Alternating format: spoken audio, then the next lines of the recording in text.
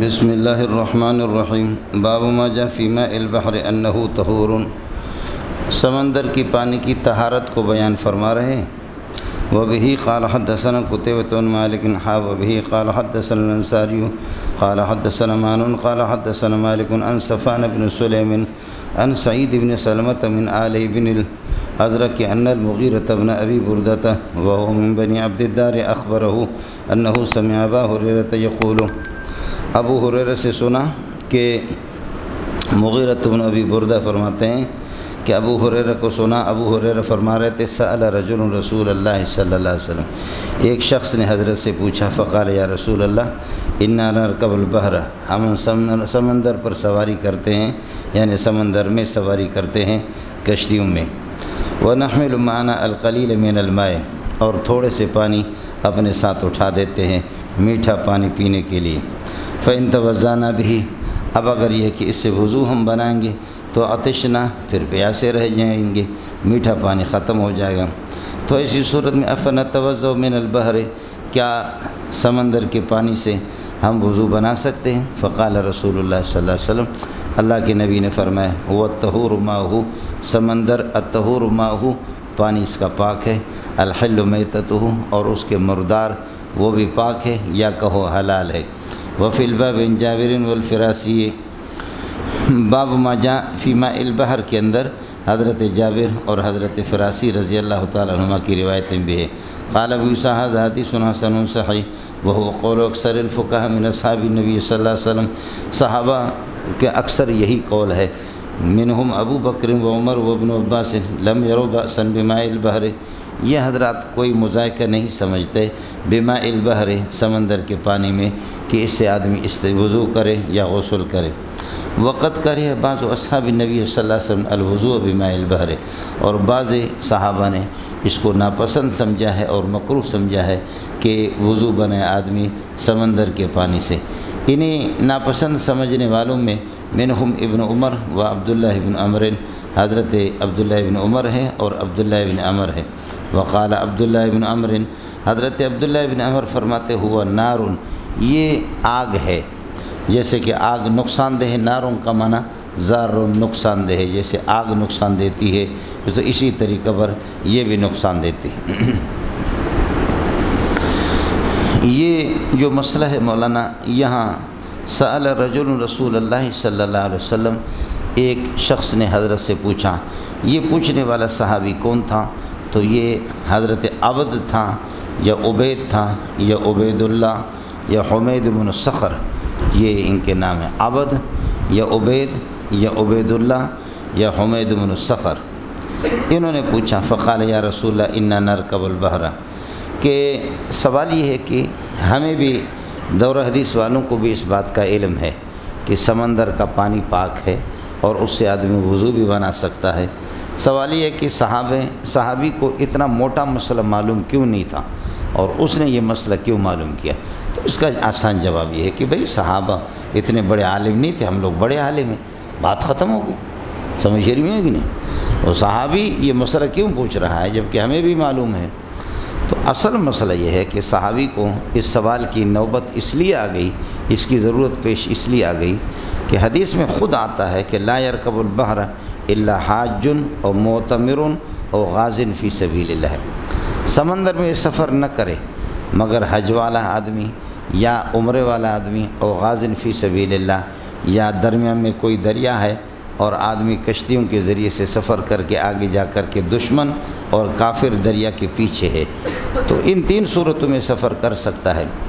اب انہوں نے صحابی نے اس روایت کو سامنے رکھ کر کے یہ سمجھا کہ سمندر میں سواری کرنے کی اجازت نہیں ہے، سفر کرنے کی اجازت نہیں ہے، تو لہذا سمندر کا پانی بھی وہ بھی منہی عنہ ہوگا اور اس سے بھی طہارت حاصل کرنے کی اجازت نہیں ہوگی۔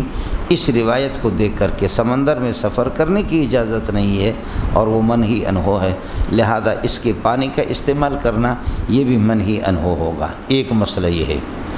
دوسرا مسئلہ یہ ہے کہ حضرت اقدس صلی اللہ علیہ وسلم کی خود روایت ہے کہ ان تحت البحر نارن، کہ سمندر کے نیچے آگ ہے، سمندر کے نیچے آگ ہے، تو آگ چونکہ مورد غضب الہی ہے، اللہ تعالیٰ جب غصے میں آ گئے تو اللہ کے غصے کے نتیجے میں جہنم بن گیا اور جہنم کی آگ بن گئی، اور اللہ کی خوشیوں میں اور رحمتیں جب جوش میں آ گئی تو جنت بن گئی۔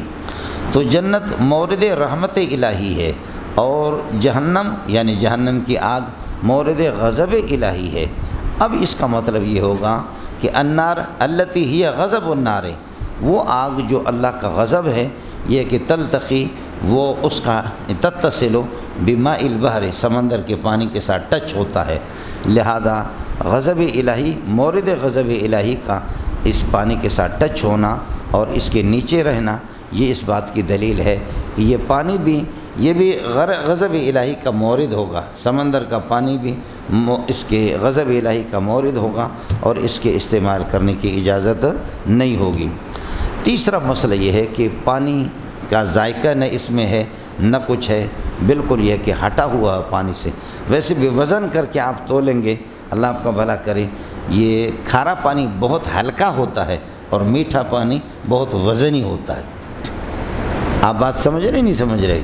تو اس کا ذائقہ بالکل الگ تھلگ ہے، اس بنیاد پر اللہ آپ کا بھلا کرے۔ اور چوتھا مسئلہ ہے، دنیا جہاں کی کائنات کی ساری گندگیاں سمندر میں جا کر کے گرتی ہے، پھر سمندر کے اپنے مردار، بڑی بڑی مچھلیاں اور دیگر بہت سے اس کے اندر یہ ہے کہ جاندار ہے جو مر جاتے ہیں، تو اس وجہ سے اس کا پانی یہ کہ ناپاک ہوگا اور اس کو استعمال کرنے کی اجازت نہیں ہوگی۔ اس بنیاد پر یہ کہ صحابی نے سوال کیا، حضرت اقدس صلی اللہ علیہ وسلم نے اس کو جواب دیا۔ تو منشأ سوال یہ 4 باتیں ہیں۔ اس کے بعد پھر آپ یہ دیکھیں کہ سوال ہے کہ سمندر کا پانی ہم اس کو استعمال کر سکتے نہیں کر سکتے، تو اس کا جواب یہ ہے کہ ہوا الطہور، ہوا مبتدا بنے گا، الطہور مبالغہ کا صیغہ ہے، ماؤہ اس کا فاعل بنے گا، یہ اپنے فاعل سے مل کر کے پھر یہ خبر بنے گا ہوا کے لیے۔ ہوا الطہور ماؤہ، وہ سمندر کہ پانی اس کا بالکل پاک ہے، بھائی ہو گیا، جواب تو یہی ہے۔ اور الحل میتتہ، یہ جواب اللہ آپ کا بھلا کریے ہے کہ یہ الحل میتتہ، یہ تو اس نے پوچھا ہی نہیں تھا کہ اس کے مردار جائز ہے یا ناجائز ہے، حلال ہے یا حرام ہے، اس کے مردار جو چیزیں اس میں مر جاتی ہے، جو مچھلیاں وغیرہ اور دیگر چیزیں۔ آپ کو بات سمجھ میں آ گئی؟ سوال تو صرف طہارت ماء البحر کا تھا، سوال تھا طہارت ماء البحر، تو جواب اس کا ہوا الطہور ماؤہ الحل میتتہ کا اضافہ آپ نے کیوں کیا؟ تو جواب یہ سمجھے کہ مفتی کو اجازت ہوتی ہے کہ مستفتی کے سوال سے زائد اس کو افادہ زائدہ کے طور پر، فائدہ زائدہ کے طور پر جواب دے دے، مفتی کو اس کی اجازت ہے۔ اس لیے حضرت اقدس صلی اللہ علیہ وسلم نے ان کو یہ کہ یہ اضافی طور پر اور زائد طور پر، حکیمانہ طور پر آپ نے الحل میتتہ کہ اس کا آپ نے یہ کہ جواب دے دیا ان کو۔ ایک مسئلہ کہ ان کو ضرورت پڑے گی، یہ غریب لوگ سفر کریں گے تو ان کا ختم ہو جائے گا، بھنے ہوئے گندم ہے یا ستو ہے وہ ختم ہو جائیں گے تو کیا کریں گے؟ کشتیوں میں کئی دن رہتے ہیں، لہذا مچھلیاں کھائیں، الحل میتتہ، تو یہ آپ نے افادہ زائدہ کے طور پر ان کو بتا دیا، مفتی کو اجازت ہوتی ہے۔ ایک مسئلہ۔ دوسرا مسئلہ یہ ہے کہ حضرت اقدس صلی اللہ علیہ وسلم نے اس سے اندازہ کیا کہ ایک بدہی مسئلہ اور واضح مسئلہ، معنی یہ ہے کہ طہارت الماء، سمندر کا پانی پاک ہے، جب اس بندے کو یہ معلوم نہیں ہے تو سمندر کے اندر جو جاندار ہے، مچھلیاں ہیں اور دیگر چیزیں، ان کا حکم بھی ان کو معلوم نہیں ہوگا۔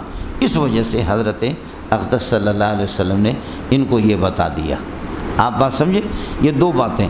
تیسرا مسئلہ یہ ہے کہ الحل میتتہ یہ زائد چیز نہیں ہے، یہ پہلے والے حکم کے لیے دلیل ہے کہ جی سمندر کا پانی پاک ہے، آپ نے فرمایا کہ ہوا وہ سمندر، الطہور ماؤہ اس کا پانی یہ ہے کہ پاک ہے۔ کیوں؟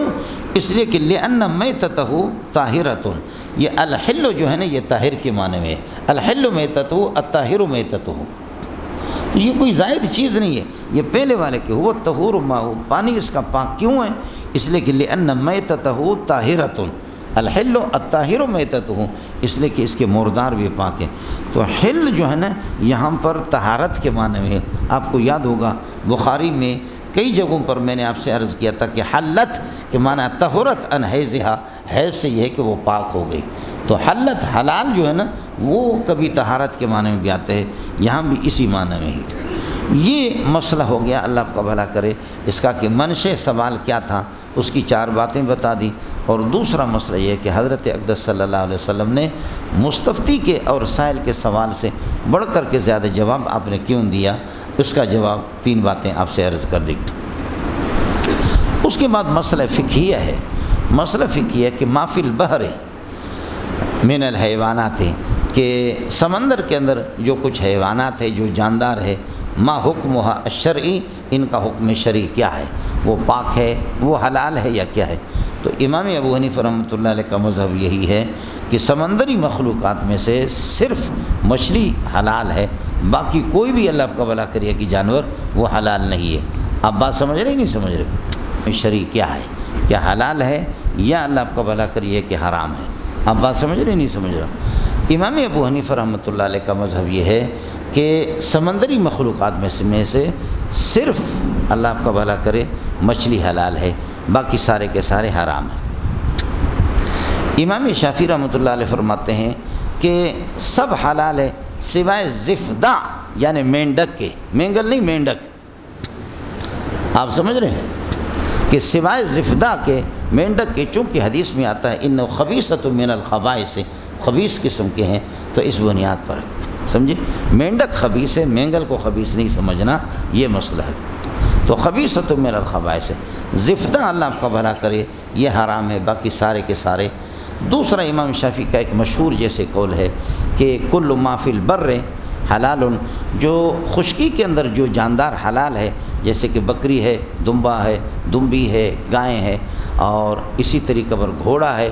گھوڑا بھی ہمارے حنفیہ کے مسلک کے مطابق حلال ہے، اور صحیح قول یہی ہے، وہ کراہیت تنزیہی، اس میں زیادہ سے زیادہ کراہیت تحریمی نہیں ہے، سمجھ رہی ہوں؟ محدثین کا قول یہی ہے، اور اسی پر کھاتے ہیں گھوڑا، روس والے کھاتے ہیں، اب تک بھی کھاتے ہیں۔ آپ کھائیں اگر تو آپ کو اجازت ہے، یہ نہیں کہ بلوچ کی طرح گدھا ذبح کر کے بیچیں اور کھائیں، بات میں گھوڑے کی کر رہا ہوں۔ دوسرا امام شافعی رحمۃ اللہ علیہ کا مشہور قول یہی ہے کہ خشکی کے اندر جو جاندار حلال ہے وہ اللہ آپ کا بھلا کرے سمندر کے اندر ان کی نظیر سمندر میں بھی حلال ہے، اور خشکی میں جو حرام ہے ہاتھی ہے، اور اسی طریقے پر یہ ہے کہ شیر ہے، چیتا ہے، بھیڑیا ہے، تو سمندری بھی اسی طرح انسان ہے، تو سمندری مخلوقات میں بھی ان کی نظیر وہ بھی حرام ہوں گے۔ لیکن ایک قول بہرحال یہ ہے کہ میں نے عرض کیا کہ زفتہ صرف حرام ہے، باقی آج کل شافعیہ کا عمل یہ ہے وہ سب کچھ کھاتے ہیں، مینڈک نہیں کھاتے، باقی سب۔ چنانچہ جو کہ یہ تمساح ہے مگر مچھ، اس مگر مچھ کا اتنا شکار ہے اس وقت شافعیہ کے ہاں اور حنابلہ کے ہاں، حنابلہ تو نہیں، شافعیہ وہ دبا کر کے، مالکیہ بھی وہ خوب کھاتے ہیں، ماشاءاللہ رزق رزقنا اللہ سبحانہ وتعالی، جب گولی مار دیتے اس کو، اور اس کو چند جگہوں پر گولی اثر کرتی ہے، وگر یہ کہ گولی اس پر اثر، اس کا تیل نکال کر کے اسی تیل سے یہ ہے کہ وہ شیشے بناتے جو بلٹ پروف گاڑیوں میں لگتی ہیں، اور اس میں گولی اثر نہیں کرتی، یہ خود اس میں گولی اثر نہیں کرتی، بعض جگہوں میں اس کو گولی لگ جاتی ہے، گولی کا اثر ہو جاتی، ورنہ گولی اس پہ اثر نہیں کرتی۔ میں نے عرض کیا کہ یہ آپ کی جو بلٹ پروف گاڑیاں وغیرہ ہوتی ہیں ان کے شیشے میں گولی اثر نہیں کرتی، یہ اسی سے بناتے ہیں، اس کا کوئی تیل میل ہے، کوئی چیز ہے، وہ اس میں ملا لیتے ہیں۔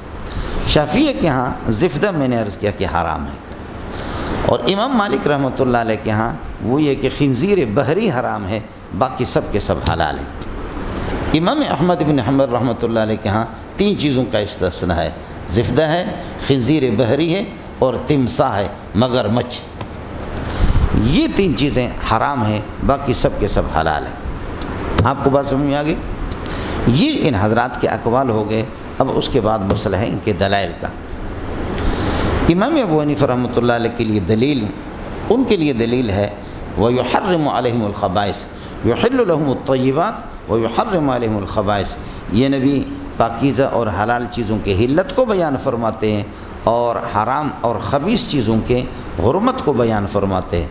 اور الخبائث، الخبیثۃ ما یستکرہہ النفس السلیمۃ، خبیثہ کہتے ہیں کہ ما یستکرہہ النفس السلیمۃ، طبیعت سلیمہ اس کو ناجائز اور حرام سمجھے، اور اس کو اللہ متلی آ جائے، اور ظاہر ہے کہ اللہ آپ کا بھلا کرے، سوائے مچھلی کے باقی چیزوں کو طبیعت سلیمہ اور پاک طبیعت اس کو پسند نہیں کرتی۔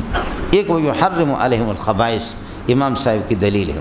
دوسرا ابو داؤد میں ایک حدیث ہے حضرت عبداللہ ابن عمر رضی اللہ عنہ، احلت لنا المیتتان والدمان، احلت لنا المیتتان والدمان، ہمارے لیے 2 مردار اور 2 خون ہمارے لیے حلال ہیں، 2 مردار اور 2 خون۔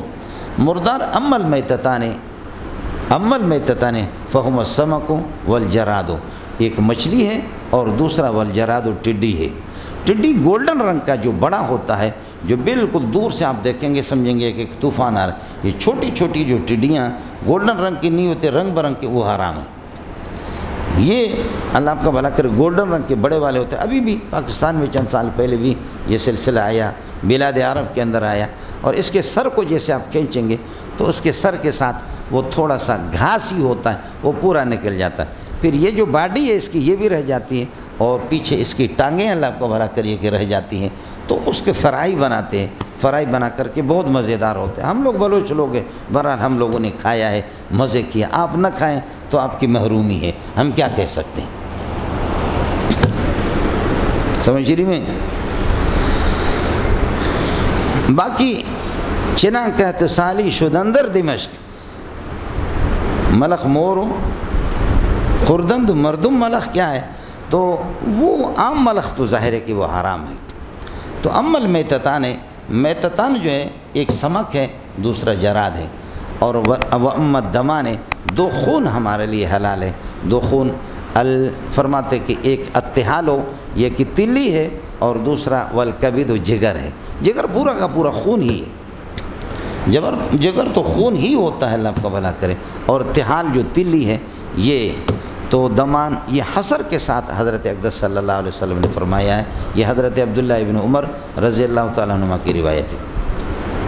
تیسرا مسئلہ یہ ہے، لو کان غیر الحوت یا غیر السمک حلالا، اگر سمک اور مچھلی کے علاوہ کوئی اور چیز حلال اگر ہوتی تو بیان جواز کے لیے، بیان حلت کے لیے حضرت اقدس صلی اللہ علیہ وسلم سے اس کی روایت ہوتی، اور ثبوت اس کا ہوتا کہ حضرت صلی اللہ علیہ وسلم کھا چکے ہیں مچھلی کے علاوہ کوئی چیز، یا صحابہ میں سے کسی نے تناول فرمایا، اس کا ثبوت نہیں ہے۔ آپ لوگ اردو سمجھتے ہیں؟ اگر غیر الحوت اور غیر السمک، غیر الحوت اور غیر السمک مچھلی کے علاوہ باقی اگر کوئی چیز سمندری حلال ہوتی تو حضرت اقدس صلی اللہ علیہ وسلم بیان حلت کے لیے، بیان جواز کے لیے، اور صحابہ میں سے اس کا ثبوت ہوتا، لیکن نتالی باطن فالمقدم مثلو، حالانکہ اس طرح نہیں ہے۔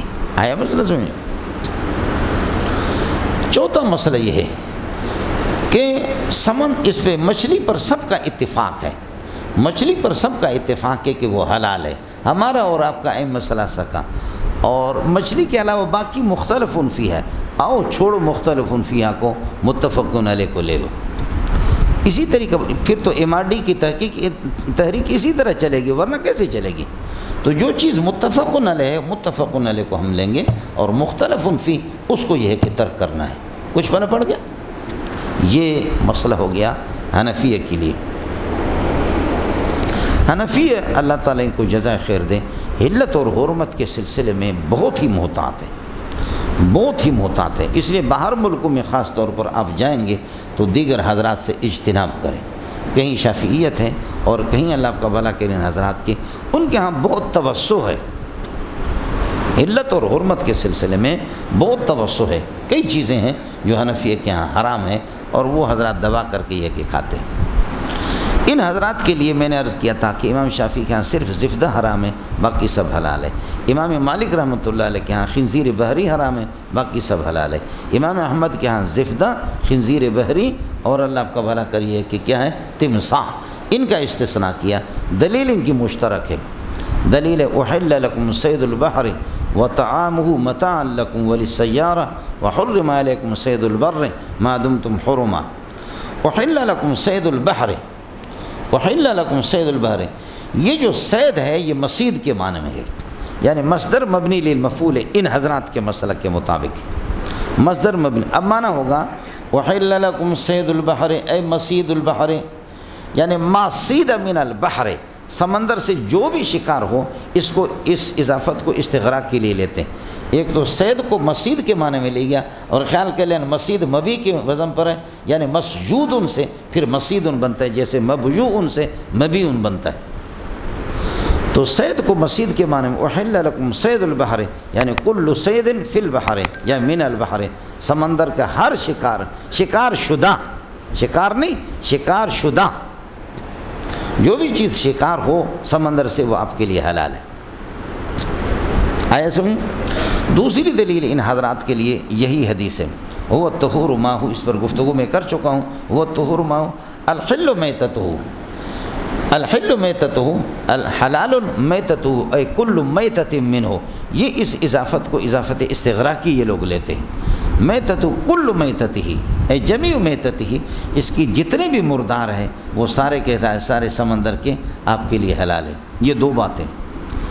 تیسرا یہ ہے کہ آپ پڑھیں گے بخاری میں بھی روایت، یہ کئی جگہوں پر مختلف الفاظ ہیں، فَأَلْقَى لَنَا الْبَحْرُ دَابَّةً يُقَالُ لَهَا الْأَنْبَرُ، سمندر نے ہمارے لیے صحابہ کے 1800 کی جماعت 300 کی جماعت تھی، اور ان کے لیے یہ ہے کہ فرمایا کہ سمندر نے ایک دابہ، مچھلی نہیں کہا، فَأَلْقَى لَنَا الْبَحْرُ دَابَّةً، ایک دابہ پھینکا، اور اس سے ہم لوگوں نے 300 بندوں نے 18 دن صبح دوپہر شام دبا دبا کر کے کھائے، اور ہم اتنے موٹے ہو گئے، اور پھر آگے روایت میں ہے کہ اس کی 2 ہڈیاں لے کر کے اس طرح ہم نے ان کو جوڑا، کھڑی کر کے ان کے درمیان سے اگر سواری گزر جاتا تھا اونٹ پہ تب بھی اس کے ہاتھ نہیں پہنچ سکتے تھے، سب کو سبحان اللہ، اتنی بڑی مچھلی تھی۔ یہ میں نے خود دیکھا ہے، سمجھ رہی میں ہے کہ نہیں، یہ ہم نے خود دیکھا ہے۔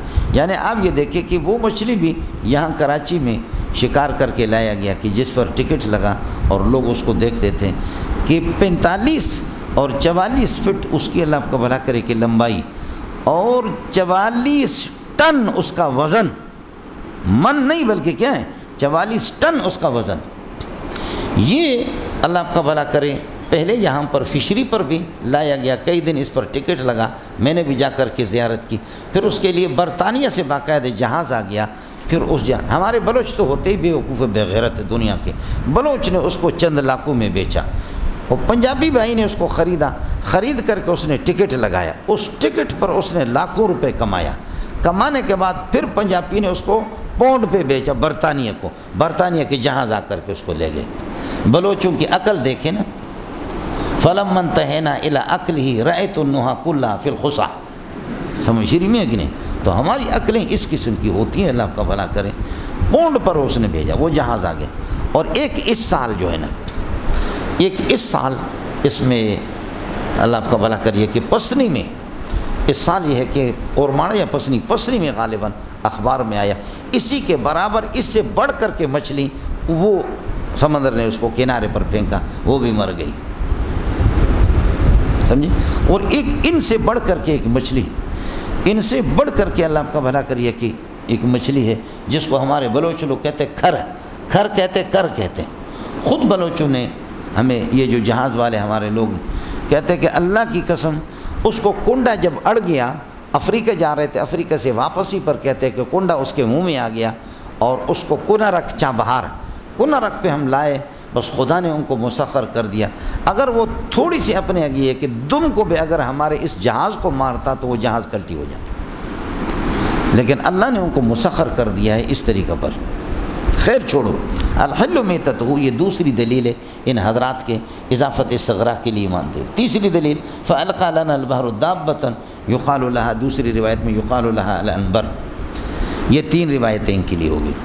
جواب ذرا سمجھ لینا مولانا، جہاں تک آیت قرآنیہ کا تعلق ہے اس کا جواب وَحِلَّ لَكُمْ صَيْدُ الْبَحْرِ، کہ صید کو مصید کے معنی میں آپ نے لے لیا، یعنی مصدر مبنی للمفعول، یہ خود مجاز ہے، اور ظاہر ہے کہ سیرورت الی المجاز کی اجازت نہیں ہے جب تک کہ کوئی قرینہ صارفہ نہ ہو۔ اللہ کے بندوں کچھ پڑھا نہیں پڑھا، مصدر کو مبنی للمفعول لے لینا یہ خود مجاز ہے، اور سیرورت الی المجاز کی اجازت نہیں ہے جب تک کہ کوئی قرینہ صارفہ جو تصرف عن الحقیقت الی المجاز۔ ایک دوسرا مسئلہ یہ کہ حنفیہ کے ہاں یہ مصدر مصدری معنی میں ہے، اب ہوگا حنفیہ کیا وَحِلَّ لَكُمْ صَيْدُ الْبَحْرِ وَحِلَّ لَكُمُ الْإِسْتِيَادُ مِنَ الْبَحْرِ وَحِلَّ لَكُمُ الْإِسْتِيَادُ مِنَ الْبَحْرِ، سمندر سے شکار کرنا، پہلے شکار شدہ چیز، اب بتا رہا ہوں شکار کرنا، تو شکار تو حرام جانوروں کا بھی کرتے. یہاں بھی آپ دیکھیں لومڑی گیدڑ کے بھی شکار کرتے, سمندری بھی اسی طریقے کرتے. لومڑی گیدڑ سے ٹوپیاں, بڑے لوگوں کی ٹوپیاں بنتی ہیں. آپ نے تو پڑھا ہے ایما اہاب دبغ فقط طہورا, آپ دباغت دے دیں گے کچی کھال کو تو ہم لوگ بلوچ لوگ دباغت دیتے ہیں, ہمارے یہاں اس کا رواج ہے, آپ کے یہاں کیا ہے؟ تو خلاصہ یہ نکلا کہ یہ جو صید ہے یہ مصید کے معنی میں نہیں ہے بلکہ اصطیاد کے معنی میں. آپ کو مسئلہ سمجھ. دوسرا مسئلہ یہ ہے کہ دوسری دلیل تھی الحل میتتہ. الحل میتتہ یہ اضافت استغراق کے لیے. جواب یہ کہ یہ استغراق کے لیے نہیں, یہ اضافت عہدی ہے, عہد کے لیے. سمجھے؟ الحل میتتہ یعنی میتتہ الماحودہ, ماحود اور معروف قسم کی, اور هو المچھلی, وہ مچھلی صاحب ہے مولانا دامت برکاتہم العالی. یہ اضافت استغراق کے لیے نہیں, اضافت عہد کے لیے. سمجھ رہی ہے کہ نہیں؟ تیسرا جو مسئلہ رہ گیا فَأَلْقَى لَنَا الْبَحْرُ دَابَّةً, دابہ تو دابۃ معنی کدابت, یہ مچھلیاں ہوتی ہے. یہ اللہ آپ کا بھلا کریے کہ کیا الحوت کل فرس, الحوت کل بخدا میں نے خود دیکھا ہے فرس کی طرح. سمجھے؟ بالکل فرس کی طرح. یہ قطر میں گیا تھا تو قطر میں سمندر باہر پھینکا تھا تو بالکل دور سے آپ دیکھتے بالکل فرس کی طرح, لیکن وہ مچھلی. تو مچھلیوں میں بھی اس قسم کا سلسلہ ہوتا ہے, اللہ آپ کا بھلا کرے, فرس کی طرح اور گدھے کی طرح یہ ہوتا ہے, باقی جانوروں کی طرح. تو وہ تھا ہی اللہ آپ کا بھلا کریے کہ مچھلی.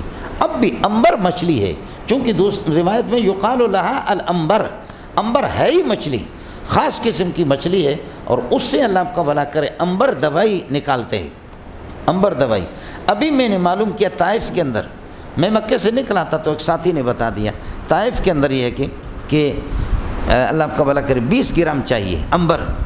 تو اصلی انبر وہاں معلوم کیا یہ خود ہی وہ مچھلی ہی سے اس کو نکالتے ہیں. سمجھتے؟ تو یہ انبر اللہ آپ کا بھلا کرے 1000 ریال پہ اس کا اللہ آپ کا بھلا کریے کہ کیا ہے 1000. ہاں اس نے کہا کہ 100 گرام آپ لائیں تو 1000 ریال پہ اللہ آپ کا بھلا کریے کہ 10 گرام, اور 100 گرام کا منیا کہ 10,000 ریال کے, جو یہاں آپ کے کم از کم 8 لاکھ روپے بنتے ہیں 100 گرام. حضرت اقدس علامہ بنوری رحمۃ اللہ علیہ کی جو کتاب علامہ انور شاہ کشمیری رحمۃ اللہ علیہ کے متعلق وہ بھی ہے نفحۃ الانبر, انبر کی خوشبو, نفحۃ الانبر فی حیات الانور, نفحۃ الانبر فی حیات الانور. مصری عالم نے جب اس کو پڑھا اور پڑھ کر کے وہ کہنے لگے کہ اس سے پہلے ہم سنتے تھے کہ ہندوستان میں ایک عالم گزرا ہے آیت من آیت اللہ, جس کا نام تھا شاہ عبدالعزیز, لیکن اب ایک کتاب میں نے پڑھی ہے کہ اس شاہ عبدالعزیز سے بڑھ کر کے ایک اور بہت بڑے عالم جس کا نام ہے انور شاہ کشمیری.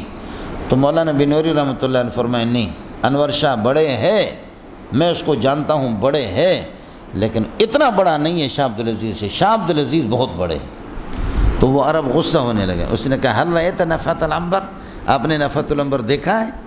میں نے پڑھا ہے نفحۃ الانبر, نفحۃ الانبر فی حیات الانور.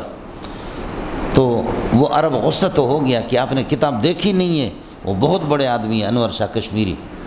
تو مولانا بنوری رحمۃ اللہ علیہ ہنسنے لگے, فرمانے لگے ایوہ الشیخ اتعرف انت تفاوض من, تفاوض کو معنی ہے تکلموں کے, اتعرف انت تفاوض من, آپ کی گفتگو کس سے ہو رہی ہے, آپ کو پتہ ہے؟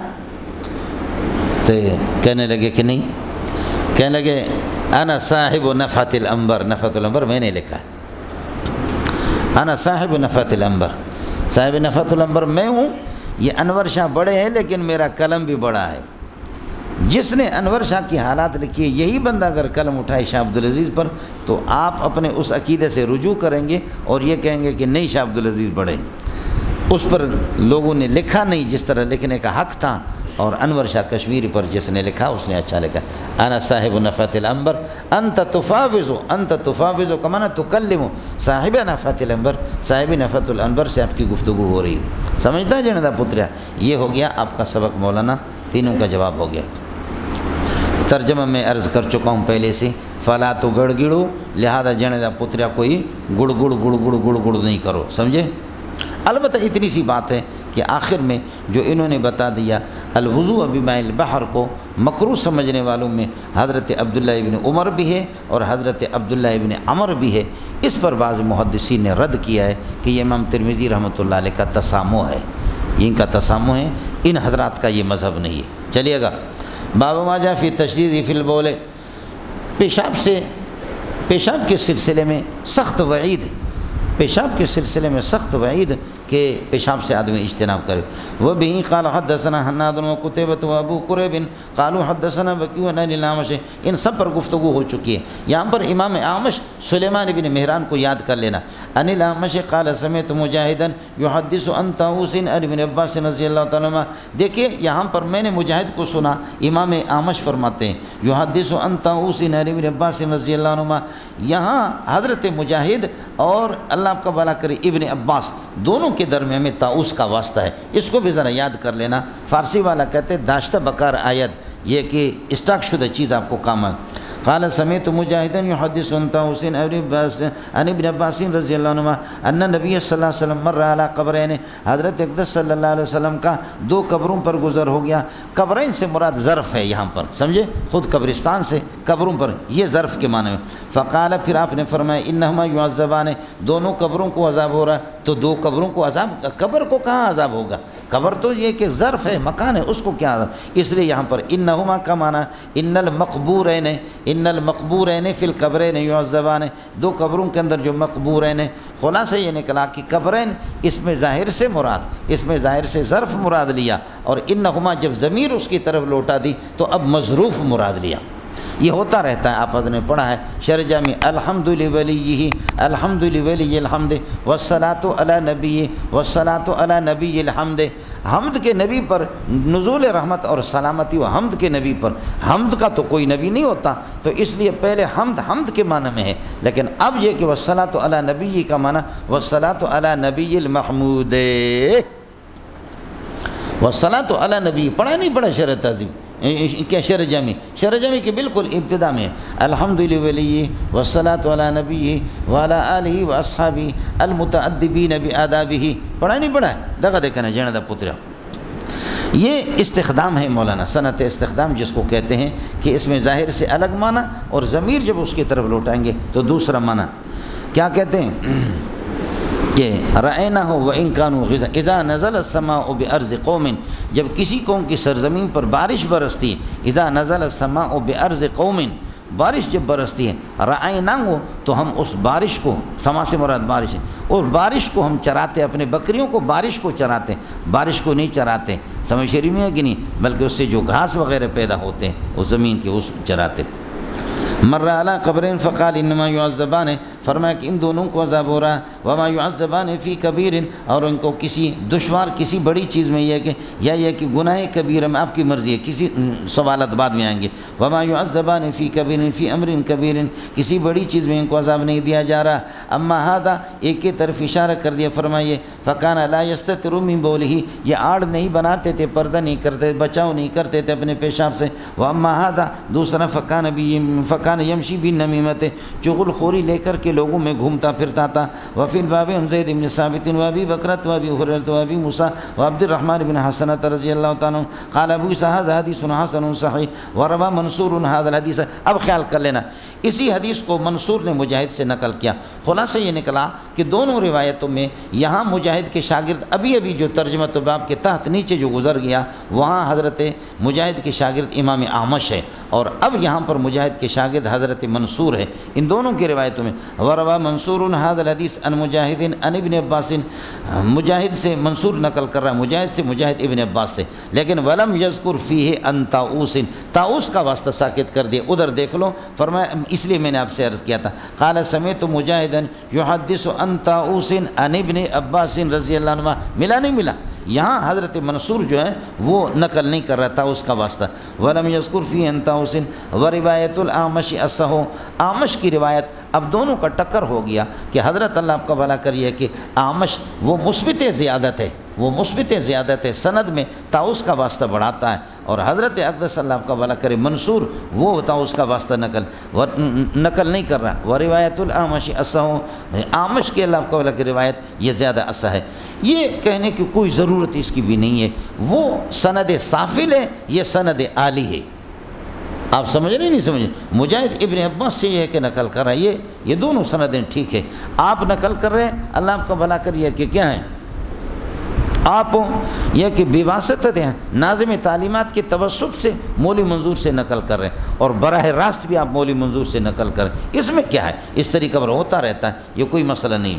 وروایت الاعمش وسمعت ابا بکر محمد بن ابان، امام ترمذی رحمۃ اللہ علیہ فرماتے ہیں ابو بکر محمد بن ابان سے میں نے سنا، وہ فرما رہے تھے سمعت وکیعا، امام وکیع جو بڑے محدث عالم و اہل زمانے ہی، جو پہلے میں آپ کو بتا چکا ہوں، امام شافعی رحمۃ اللہ علیہ فرماتے ہیں اپنے زمانے کے سب سے بڑے محدث، سب سے بڑے عالم، یقول الاعمش احفظ لاسناد ابراہیم بن منصور، فرماتے کہ اعمش وہ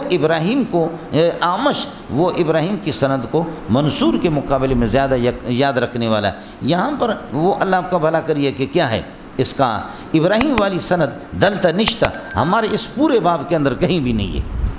ٹھیک ہے اعمش اور منصور کا ذکر ہے، لیکن مسئلہ یہ کہ احفظ لاسناد ابراہیم چہرے دلتا، آپ لوگ دیکھ لو کہ ادھر کہیں بھی نہیں ہے۔ آپ کو میرا اشکال سمجھ میں آگے نہیں آگے؟ تو یہ دوسری جگہ پر ہے، لیکن جب ایک جگہ پر اعمش کی احفظیت ثابت ہو گئی منصور کے مقابلے میں، تو فی جمیع المواضع تمام جگہوں میں اسی طرح چلے گا۔ یہ یہاں نشتہ دوسری جگہ پر ہے، کچھ فرق پڑ گیا۔ اس سند میں اعمش کی احفظیت کو ثابت کیا امام وکیع رحمۃ اللہ علیہ نے۔ تو میں عرض کر رہا ہوں کہ اعمش کی احفظیت جب یہ کہ ایک سند میں یہ ہے کہ حضرت نے ثابت فرمایا، امام ترمذی بتا رہے فی جمیع المواضع تمام مقامات پر اسی طریقے پر ہوگا، تردل للباب۔ اڑے جنے دا پتریاں کچھ پڑھا نہیں پڑھا، یہ ہے مسئلہ۔ اس کے بعد اب مسئلہ سمجھو۔ ان نبی صلی اللہ علیہ وسلم مر علی قبرین، حضرت اقدس صلی اللہ علیہ وسلم کا دو قبروں پر گزر ہو گیا، فقال انہما یعذبان، ان دونوں کو عذاب ہو رہا ہے۔ یہ دو قبریں کس کی تھیں؟ ایک یہ ہے کہ یہ کافروں کی قبریں تھیں، جیسے کہ بعض روایت میں آتا ہے ہلاکا فی الجاہلیت، جاہلیت میں ان کا انتقال ہو گیا، تو کافر تھے، تو کافر کو عذاب ہو تو کوئی پرواہ نہیں ہے، اس پہ کوئی ہمارا مسئلہ اللہ کو بھلا کریے کہ نہیں۔ لیکن دوسرا مسئلہ یہ ہے کہ صحیح اور راجح یہ ہے کہ یہ مسلمانوں کی قبریں تھیں، تو مسلمان تو پھر پٹھان اور بلوچ نہیں تھے، تو صحابہ ہی تو تھے، اور کون تھے؟ اس وقت کا مسلمان کون ہوگا؟ صحابہ ہی تو تھے۔ آپ میری بات سمجھے نہیں سمجھے؟ سمجھے؟ ایک مسئلہ یہ ہے کہ آپ صلی اللہ علیہ وسلم نے فرمایا کہ من دفنتم اليوم، صحابہ کو خطاب کر کے فرمایا کہ آپ نے کس کو دفن کیا یہاں پر؟ آپ بات سمجھے نہیں سمجھے؟ اور یہاں پر سے مراد جنت البقیع کی قبرستان ہے، اور جنت البقیع کی قبرستان مسلمانوں کے لیے خاص تھی۔ یہ ایک قرینہ ہے اس بات کی کہ اللہ آپ کا بھلا کریے کہ کیا ہے، یہ مسلمان تھے۔ دوسرا مسئلہ ہے مرہ بقبرین جدیدین، یہ جدیدیت بھی اس بات کی دلیل ہے کہ یہ مسلمان تھے، مرہ بقبرین جدیدین بعض روایت میں۔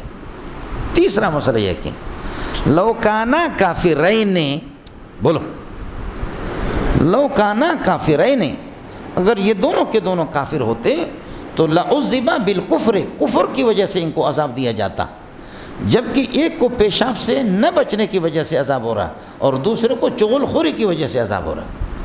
کافر کے لیے اتنا بڑا کفر جب موجود ہے تو پھر مسئلہ چغل خوری اور پھر یہ چھوٹی چیزیں ہیں، چغل خوری اور پیشاب سے نہ بچنا، اجتناب نہ کرنا۔ تو لو کانا کافرین لعذبا بالکفر، کفر پر ان کو عذاب ہوتا، لما عذبا بالنمیمۃ او وبعدم الاستتار عن البول، اس پر تو ان کو عذاب نہ ہوتا۔ چوتھی بات یہ سمجھو کہ روایت میں یہ آتا کہ حضرت اقدس صلی اللہ علیہ وسلم نے فرمایا کہ کھجور کی شاخ لا کر کے مجھے دے دو، لا کر کے اس کو چیرا اور ایک ٹکڑا اس پہ لگا دیا، دوسرا اس پہ لگا دیا، فرمایا لعلہ یخفف عنہما ما لم یبسا، جب تک یہ خشک نہیں ہوں گے اس وقت تک ان سے عذاب ٹل جائے گا۔ یہ عام محدثین کا ترجمہ کر رہا ہوں، دوسرا ترجمہ میں آپ سے عرض کروں گا۔ اللہ کے بندو کچھ پڑھا نہیں پڑھا، تو تخفیف عذاب بھی مسلمان کی ہو جاتی ہے، کافر کی تخفیف عذاب نہیں ہوتی۔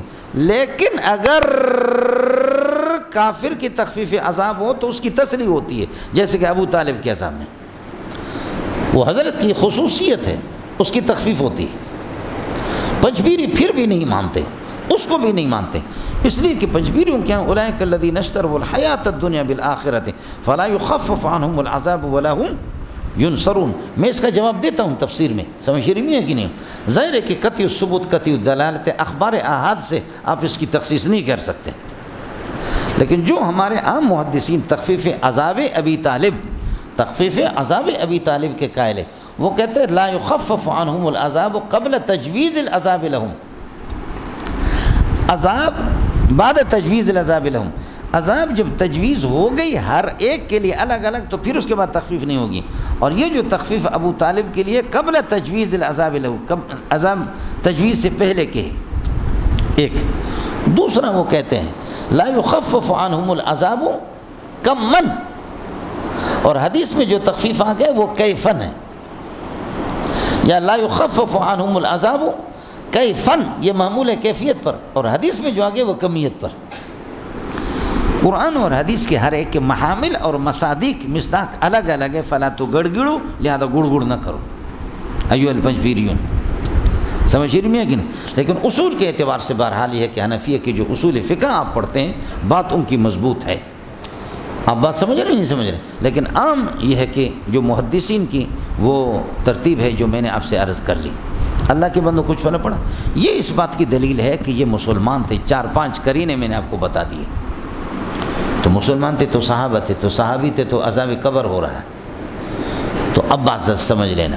لا تمس النار مسلما رآنی، جس مسلمان نے مجھے نہیں دیکھا جہنم کی آگ اس کو نہیں چھوگے گی، تو اس لیے سمجھ لینا انتفاع عذاب جہنم عن الصحابہ، انتفاع عذاب جہنم عن الصحابہ اس پر دلیل موجود ہے، لیکن انتفاع عذاب القبر عن الصحابی اس پر دلیل نہیں ہے۔ کس کو سمجھ میں خلط ملط نہیں کرنا، اور اگر ہے تو یہ سپاہ صحابہ والوں کی ذمہ داری وہ دے دیں اس پر دلیل، اس لیے کہ ہم تو پی ٹی آئی والے لوگ ہیں، یہ پی ڈی ایم والے لوگ ہیں۔ انتفاع عذاب جہنم عن الصحابہ یہ ہے، اور انتفاع عذاب القبر یہ اللہ آپ کا بھلا کرے اس پر یہ ہے کہ دلیل نہیں، اور اگر ہو تو پھر یہ ہے کہ میں نے عرض کیا کہ یہ حضرات ان کا میدان ہے، ہم لوگ جاہل لوگ ہیں، یہ سپاہ صحابہ والے ماشاءاللہ یہ حضرات اس میں خصوصیت کے ساتھ ان کی محنت ہوتی، کہتے ہیں کہ فیلڈ ہے، ان کا میدان ہے، سمجھ رہی ہے کہ نہیں؟ تو یہ ان کا میدان ہے، یہ اپنے میدان میں ظاہر ہے کہ ان کے پاس کچھ نصوص ہوں گے، جیسے کہ میں نے ایک دفعہ اعلان کیا کہ جی کلمے کا ثبوت کہیں بھی کسی حدیث میں نہیں ہے، لا الہ الا محمد رسول اللہ کا کہیں بھی کسی حدیث میں نہیں ہے، اور کہیں بھی نہیں ہے یہ۔ تو پھر اس کے بعد یہ تبلیغی کتاب چھپ گئی منتخب احادیث، اس میں اسماء ستہ مکبرہ 6 باتیں 6 پوائنٹ ہیں۔ جب یہ سامنے آ گیا اللہ کا بھلا کرے تو میں بہت پریشان ہو گیا کہ دیکھوں بھائی ان کی پوری محنت کلمہ پر ہے کہ انہوں نے ضرور حوالہ دیا ہوگا۔